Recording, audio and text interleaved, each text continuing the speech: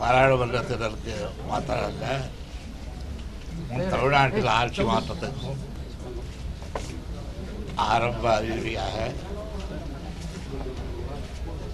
எடுத்துக்கொள்ளலாம். செய்திகளை படித்துவிட்டு பொதுமக்கள் அதுவாக கருதுகிறார்கள். அதில் அடிப்படை உண்மை என்ன என்று எனக்கு தெரியாது. 2G குற்றச்சாட்டு ராஜா மீதோ அல்லது வேறு யார் மீதோ கூறப்பட்டிருந்தாலும் அப்பொழுது உதாரணமாக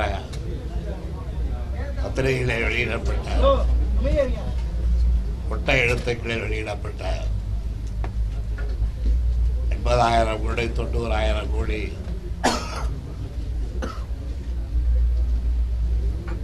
இந்த தொகையெல்லாம்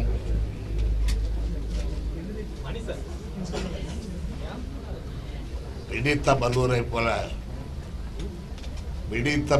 போல இப்பொழுது சுருங்கி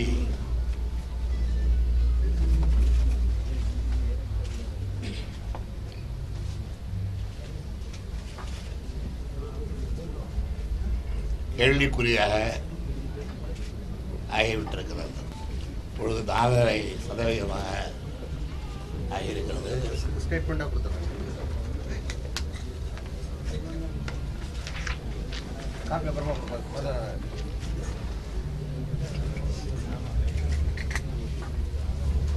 2014-15 ஆண்டு தமிழக அரசின் நிதி அறிக்கை பற்றிய என்னுடைய கருத்தில்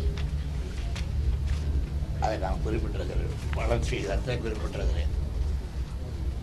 வளர்ச்சி விகிதம் மிக கவலைக்கிடமான முறையில் தமிழகத்திலே இப்பொழுது அமைந்திருக்கிறது என்பதை நான் எடுத்துக்காட்டுகிற இந்த புள்ளி விவரத்தின் மூலம் நீங்கள் தெரிந்து கொள்ளலாம். எல்லோருக்கு விநியோகிக்கப்பட பத்திரிகைகளுக்கு விநியோகிக்கப்பட இருக்கிறது.